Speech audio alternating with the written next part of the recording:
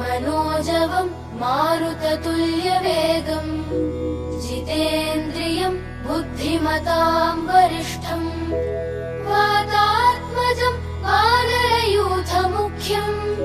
श्रीरामदूतं शरणं प्रपद्ये कूजन्तं राम रामेति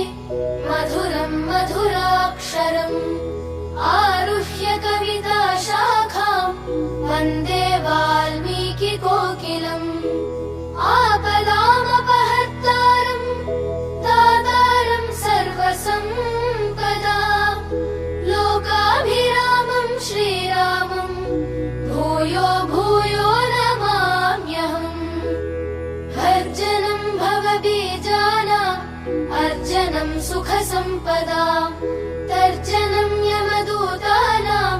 राम रामे